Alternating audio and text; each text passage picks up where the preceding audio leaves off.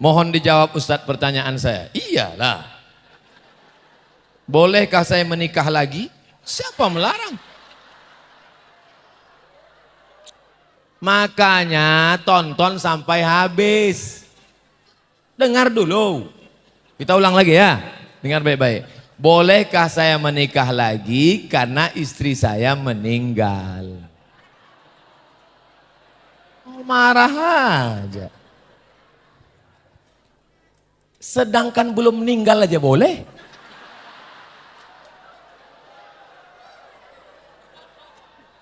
Ibu tenang, saya mau mancing-mancing mereka aja. Bapak-bapak yang ketawa di bawah, istrinya ada di atas, hati-hati pulang nanti. Pulang nanti, kenapa waktu Ustadz gitu kau ketawa? Aku nggak ada ketawa, ini rekamannya. Sampai dia merekam dari atas. Mungkinkah saya bisa berjumpa dengan istri saya di akhirat nanti? Atau mungkin saya hanya bisa berjumpa dengan calon istri yang kedua itu nanti? Iya juga ya. Bapak ini punya istri, habis itu istrinya meninggal, nikah dia lagi. Nanti di akhirat dia sama yang mana? Wa naza'na ma fi qulubihim min ghillin. Kami cabut dari hati mereka rasa benci, ghillin, rasa hasad, ghillin, rasa marah. Di akhirat itu tak ada kelahi, tak ada sumpah serapah, tak ada caci maki. Semuanya orang ridho, tenang, adem, ayam, tentram. Kalau ada ibu yang berkata, tapi saya nggak senang sekarang. Nanti kau jadi senang. Sekarang kita balik. Ibu menikah dengan suami pertama. Habis itu bapak itu meninggal. Saking nggak tahannya dia sama ibu, mati dia. Misal nih, misal. Habis itu setelah dia meninggal, ibu nikah lagi sama laki-laki kedua. Nah sekarang kalau mati nanti di akhirat, ibu sama suami yang mana? Maka kata Imam Abu Hamid Al-Ghazali dalam kitab Ihya Ulumuddin, ibu akan bersama dengan yang paling baik akhlaknya. Di antara suami ibu tadi yang dua, mana yang paling baik akhlaknya? Dengan dia. Yang satu ini garang sekali. Kalau yang satu ini lembut. Bang, aku mau pergi undangan, pel lantai, jaga anak. Dah abang. Itu bukan baik akhlak, bodoh.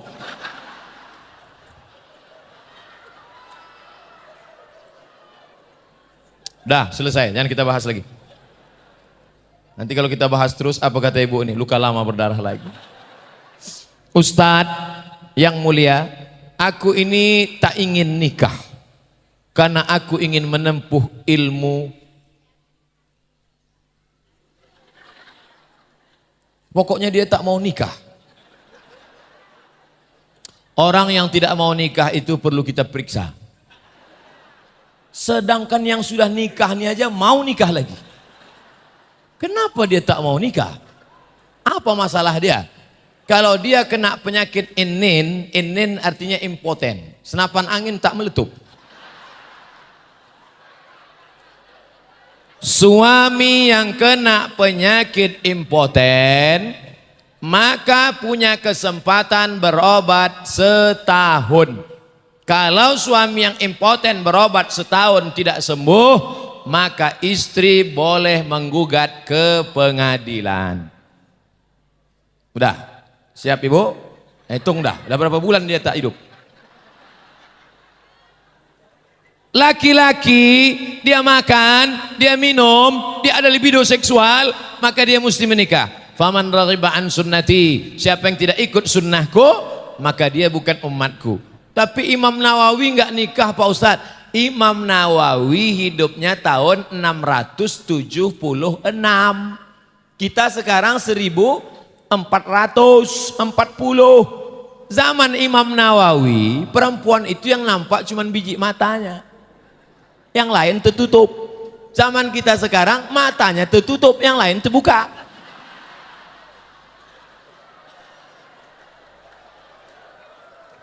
Jadi kalian anak-anak muda, ku nasihatkan kalian menikah.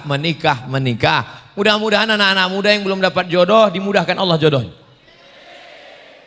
Jangan kalian hidup tak mau menikah. Hukum orang yang ngutang. Nah, ini nanti banyak yang kena nih. Jangan pulang dulu, jangan pulang dulu. Bagaimana orang yang berutang punya kemampuan tapi dia tak mau membayar? Ayat yang paling panjang dalam Al-Quran tentang hutang. Surat Al-Baqarah 282. Ingat itu. Al-Baqarah 282.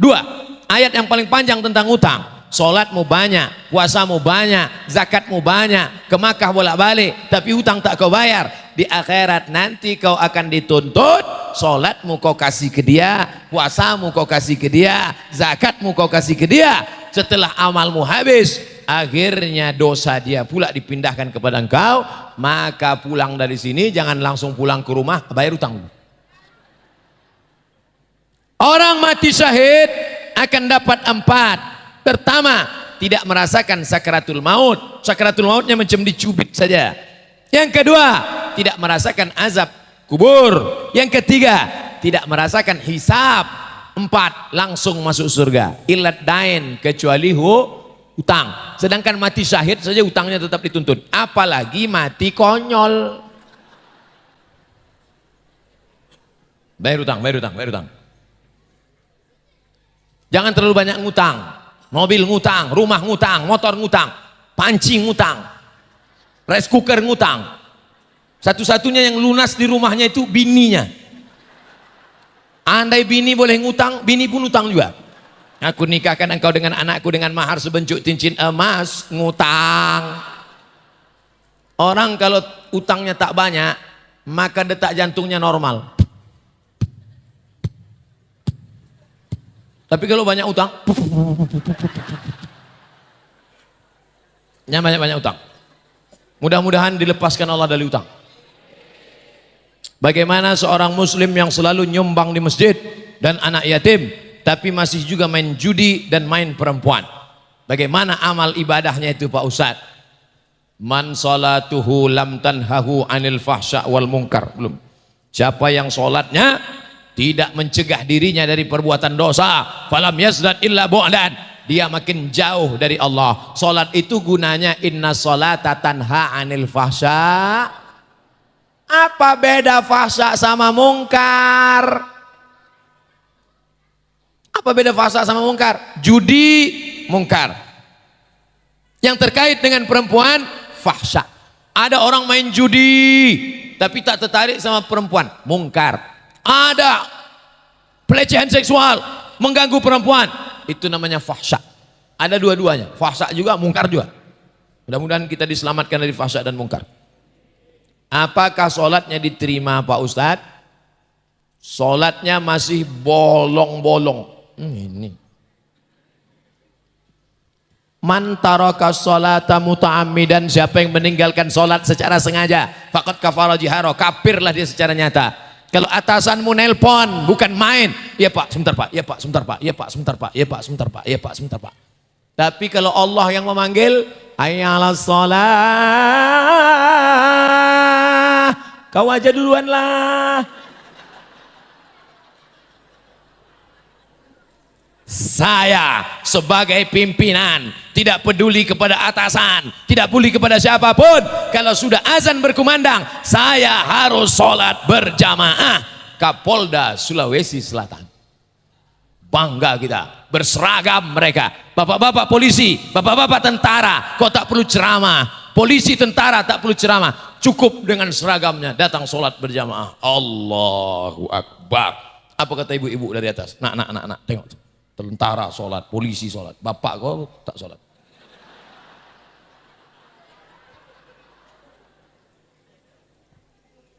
Apa hukum bila aku ajak suamiku sholat berjamaah tapi suamiku tak mau? Ini namanya bek mengatur kiper. Yang mengambil air, memercikkan air ke wajah, itu suami ke istri atau istri ke suami? Suami. Kalian wahai kepala rumah tangga, kalian yang mengambil air memercikkan ke wajah istri kalian, bangun. Itu kalau nikahnya udah 2 tahun. Anak-anak lajang.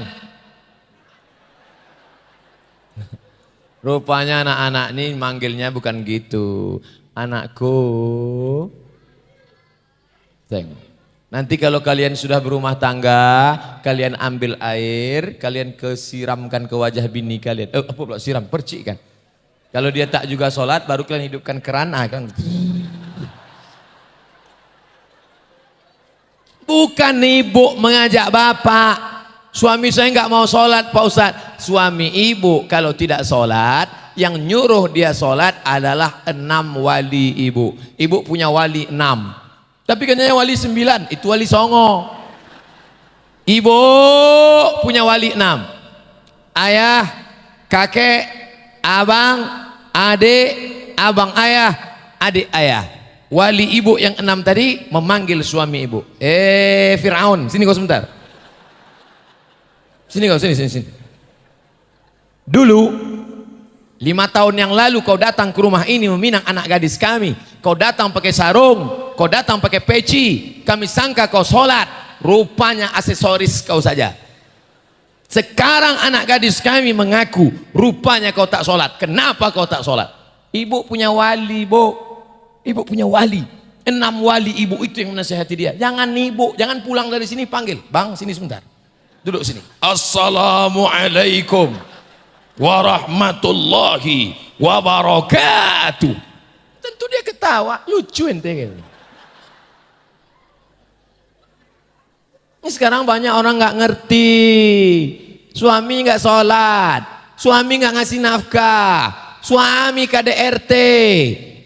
Macam nikah sama Mike Tyson, salah sikit biru, salah sikit hijau. Mana ini? Ibu punya wali, wali ibu kasih tahu. Nanti kalau suaminya ngomong, ini rumah tangga saya, jangan intervensi. Goblok, saya walinya, bukan cuma sekedar waktu nikahnya saja. Jangan sampai anak gadis kita dibodoh-bodohi oleh orang laki-laki. Pokok pangkalnya kenapa? Pendidikan.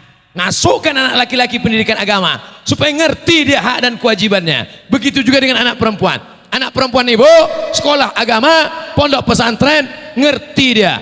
Nanti kalau suaminya macam-macam, Adinda, kita sudah nikah, rumahmu adalah rumahku, mobilmu adalah mobilku, surgamu di bawah tapak kakiku.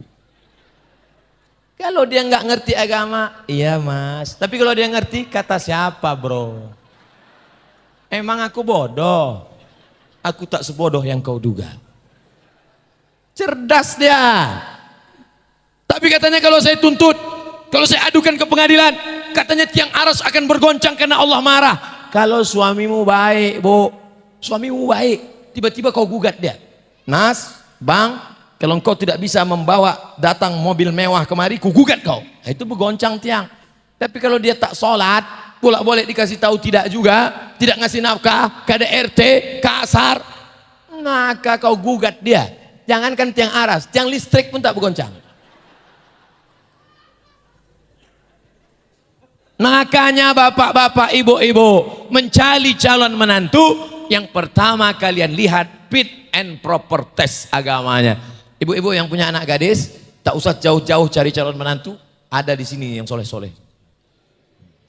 Yang senyum yang belum nikah. Ini anak udah 3.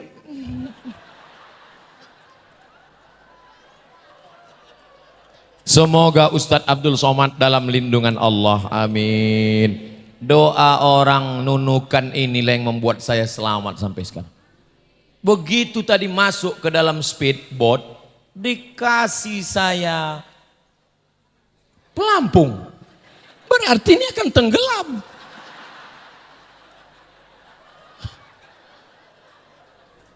Pucat juga saya sebentar. Selama ini kan itu digantung aja di atas, kadang di bawah. Tadi disuruh pakai. Silakan pasang, saya pun pasang, dalam hati saya mah gawat sekali ini. Kenapa saya selamat? Orang nunukan sudah berbulan-bulan berdoa, sampaikan Abdul Somad ke nunukan ya Allah. Setelah sampai, terserahlah ya Allah. Asal udah sampai dia kemari, baliknya udah terserah. Jangan lagi itu, doakanlah saya sampai ke rumah. Bagaimana cara mencari calon menantu? Masya Allah. Buat nanti tim fit and proper test. Pembina Bupati Nunukan. Keamanan Dandim dan Kapolres. Tim audisi luar provinsi Abdul Somad LCMA.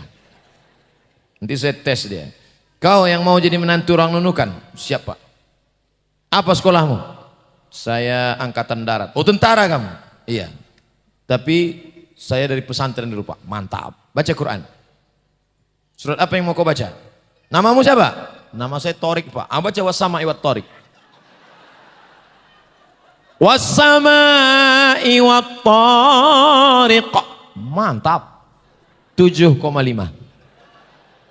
Peserta nomor 2, rupanya banyak peminat. Anak orang Nunukan ini cantik pula. Minum teh dia nampak merahnya. Peserta nomor 2, banyak peminatnya. Kamu dari mana? Saya pengacara, Pak. Apa itu pengacara? Pengangguran pengacara, Pak. Siapa namamu? Nama saya Anas, Pak. Baca Qul a'udzu birabbin nas. Qul a'udzu birabbin nas. Lulus 6,5. Peserta nomor 3. Kamu apa? Saya bisnismen, Pak. Apa usahamu? Nanam kelapa sawit. Luas? Ya cukuplah untuk 7 keturunan. Siapa namamu? Nama saya Imran, Pak. Baca surat Al-Imran. Panjang tuh, Pak. Tadi dia Torik, Anas kok Imran. Tapi saya di rumah dipanggil Kulhu, Pak. Baca Kulhu. Baca Kulhu. A'udzu billahi minasy syaithanir rajim. Bismillahirrahmanirrahim. Qul huwallahu ahad. Allahus samad. Lulus langsung. Nama saya disebutnya. Kalau mau menengok laki-laki, calon menantu laki-laki, pandang 2 saja. Idza ja'akum man tardawna din, baik agamanya, baik sholatnya, baik berjamaahnya, wa khuluquhu, baik akhlaknya, sopan santunnya, tata keramanya, cakapnya lembut, matanya enggak jelalatan, orangnya sopan baik, baik agamanya, baik akhlaknya, nikahkanlah dia. Masalah harta itu datang dari Allah, la haula wala quwata. Jangan kau pandang karena hartanya, Bu. Jangan nanti datang anak lajang nikah mau minang anak gadismu, kau buka gorden, kau tengok dia, inilah dia. Sebelum lanjut, jangan lupa dukung terus channel Hijrah Reaction. Terima kasih. Ini dia, ini dia. Ini dia, Alphard warna merah. Wah, ini dia. Jangan buru-buru, Bu. Kita tanya dulu. Pesan Ustadz Somad kemarin kan tes dulu. Enggak perlu tes-tes. Memang udah nampak aku istiqoroh tadi malam ini dia. Nah, akhirnya dinikahkan, aku nikahkan engkau dengan anakku dengan mahar sebentuk cincin emas tunai. Sah! Sebulan setelah nikah anak pun pulang berurai air mata. Mama! Kenapa? Rental.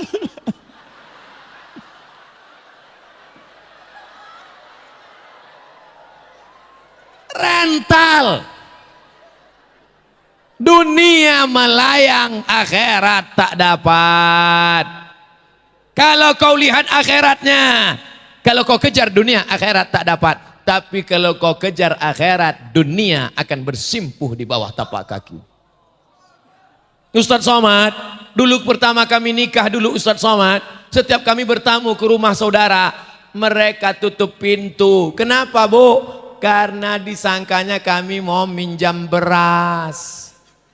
Kami susah. Tapi dibukakan Allah pintu rezeki kaya raya melimpah ruah. Akhirnya orang baru tahu. Memangnya kita dulu lahir bawa harta. Ada yang lahir bawa koper. Ada. Mana ada? Ada yang lahir bawa sempak? Enggak ada.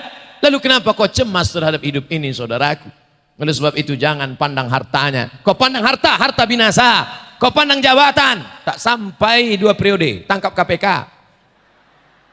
Kau pandang kekuasaan, kekuasaan akan sirna. Kau pandang rupa dan wajah, jangan pandang wajahnya. Dulu ganteng, dulu cantik, sekarang lisut.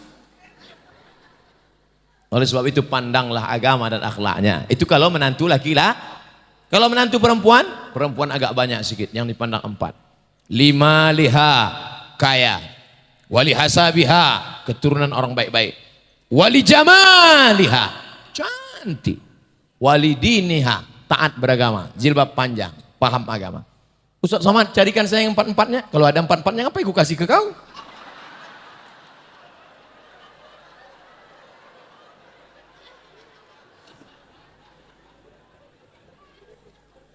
Assalamualaikum warahmatullahi wabarakatuh. Waalaikumsalam.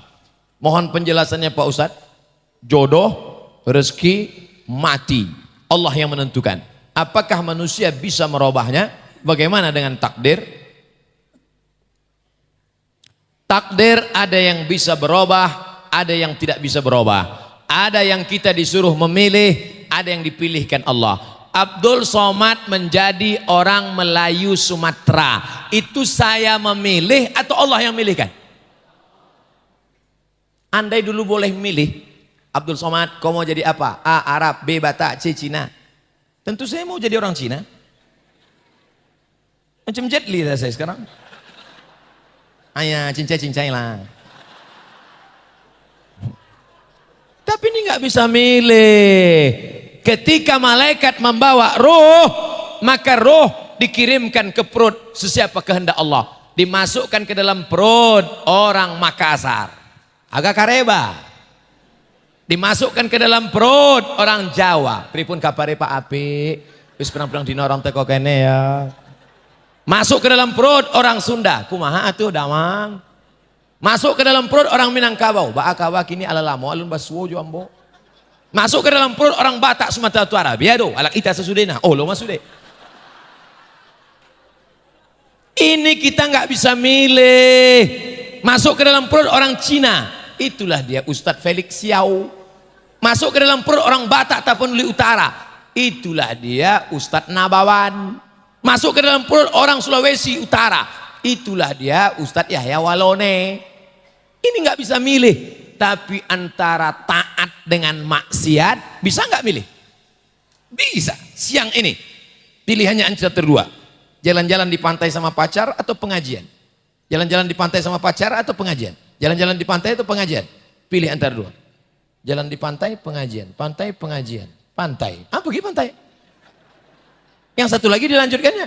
Pengajian, pantai. Pengajian, pantai. Pengajian. Ah, ikut pengajian. Milih. Maka saat ini ada memilih, ada tidak. Jodoh. Memilih atau terpaksa? Milih.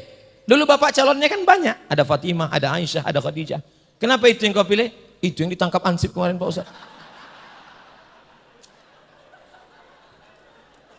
Kalian yang punya calon dua, kalian istikharah. Ustaz Somad, saya sudah istikharah. Yang mana jodoh saya Pak Ustaz? Pilihlah antara dua. Gimana caranya Pak Ustaz? Istikharah. Habis istikharah, pejamkan mata, nampak dia. Ah, mana nampak? Dua-duanya nampak.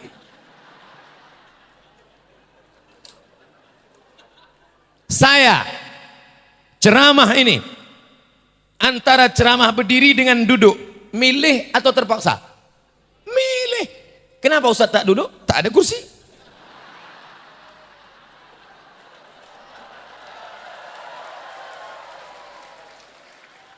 Oh, Ustadz nyindir ya? Enggak. Saya Ustadz yang tak pandai sindir menyindir. Saya ceramah memang minta berdiri supaya nampak saya masih muda. Kalau udah duduk, Assalamualaikum. Jangan sampai kau pakai narkoba, mabuk sakau, ditangkap Pak polisi, ada Ustadz. Kenapa kau pakai narkoba? Sebenarnya saya tak mau pakai narkoba, tapi saya terpaksa oleh takdir. Ini kalau ada gini Pak polisi, tangkap paling antukkan ke dinding. Jangan sampai anak gadis hamil 2 bulan, 3 bulan, pulang ke rumah, ditanya sama bapaknya, kenapa kau hamil? Bapak jangan marah Pak, ini sudah takdir Tuhan. Dulu waktu kau dibonceng pacarmu, check in ke dalam hotel, buat maksiat, kau dalam keadaan sadar apa tidur? Sadar, dikasih Allah akal, dikasih Allah hati. Wa nafsin wa ma sawaha, demi jiwa dan penciptaannya. Fa alhamaha fujuraha wa taqwaha. Ada jalan fujur, ada jalan takwa. Qad aflaha man zakkaha wa qad khaba man dassaha. Beruntung orang yang mensucikan hati dan jiwa, bersalahlah orang yang buat dosa. Ini jalan Allah. Mau belok ke neraka silakan, mau masuk ke surga silakan. Faman syaa falyu'min, siapa yang mau silakan beriman. Waman syaa falyakfur, siapa yang mau silakan ingkar. Kita diberikan mata, diberikan telinga, diberikan otak, diberikan hati. Pilihlah jalan Allah. Semua siang ini mendapatkan jalan ihdinas siratal mustaqim. Di kampung kami ada masjid diimami oleh anak muda, belum kawin dia. Sahkah bila anak muda itu mimpin sholat berjamaah? www.youtube Somad, tulis di search Somad syarat imam, enter 14 syarat imam. 1, 2, 3, 4. Nomor yang ke-14 nikah. Jadi kalau imam itu maju ke depan, yang pertama pemimpin, yang kedua paling paham Quran, yang ketiga paling banyak hafalan, sampai bawah. Yang nomor yang ke-14 sudah nikah. Jadi nikah itu yang ke-14. Di tempat saya pun sama Bapak Ibu. Bulan Ramadan banyak santri tahfiz Quran jadi imam. Anak tahfiz Quran di pesantren hafal Quran jadi imam. Makmum mempermasalahkan, Ustaz Somad, iya, itu anak muda itu udah nikah atau belum? Pak, nikah nomor 14. Dia memang belum nikah tapi 30 juz dalam kepalanya. Kau udah 2 kali nikah belum juga hafal juz amma. Nikah itu ada. Masalah nikah tak nikah bukan tak ada dalam syarat imam, tapi nomor 14. Maka nanti kalau ada imam muda, kalau anda anak muda jadi imam hafal Quran, jangan kau permasalahkan, kau datangi dia. Kau anak muda, iya. Kau belum nikah? Belum. Datang ke rumah, mau kunikahkan kau dengan anak gadisku. Begitu, jangan dipermasalahkan dia. Insya Allah dia akan menjadi menantumu dari rahim yang suci anak gadismu, dari anak lajang yang hafal Quran. Akan lahirlah generasi-generasi Muhammad sallallahu alaihi. Dimulai 12:30, sekarang 2:30 kurang 10 menit. 2 jam hampir saya berdiri, terasa dari kesemutannya. Assalamualaikum WRWB. Bacanya jangan disingkat. Assalamualaikum warahmatullahi wabarakatuh. Dia salam untuk saya. Bagaimana hukumnya orang meninggalkan sholat Jumat 3 kali berturut-turut tanpa uzur? Apakah orang itu perlu bersyahadat ulang? Man tarakal jumu'ata thalatha maratin. Siapa yang meninggalkan sholat Jumat 3 kali tahawunan, bukan karena musafir, bukan karena di tengah laut, tahawunan, karena sepele, karena mengecilkan sholat Jumat. Ente enggak sholat Jumat? Alah, Jumat depan kan masih ada. Taba'allahu ala qalbi. Allah mengunci hatinya. Miskin bukan laknat, sakit bukan laknat. Laknat adalah ketika terkunci khatamallahu ala qulubihim, hati terkunci. Wa ala sam'ihim, telinga tersumbat. Wa ala absarihim, hati terkunci, telinga tersumbat, mata tertutup. Summum bukmun umyun. Kenapa hatimu tak bisa mendengar ceramah? Karena hatimu sudah dihukum Allah, disumbat, dikunci, ditutup gara-gara meninggalkan sholat Jumat 3 kali. Apakah dia perlu bersyahadat ulang? Tanya dulu. Bro yang sudah tidak sholat Jumat 3 kali, sini semua. Ente kenapa nggak sholat Jumat 3 kali? Kalau dia bilang, aku sebetulnya mau sholat Jumat, tapi itulah aku sibuk ini, sibuk ini, sibuk ini, sibuk. Itu berarti dia fasik. Dia tidak kafir, dia fasik. Tapi kalau ditanya, sini sebentar, kok kenapa nggak sholat Jumat? Apa itu sholat Jumat itu? Omong kosong aja sholat Jumat. Itu kafir deh. Kalau sampai dia katakan, tak ada itu sholat Jumat itu. Bohong itu sholat Jumat itu. Bullshit itu sholat Jumat. Maka orang ini kafir, gugur 4 fardu kifayah. Tidak dimandikan, tidak dikafankan, tidak disolatkan, tidak dimakamkan di pemakaman kaum muslimin. Bawa ke tengah laut, ada ikan hiu, kasihkan.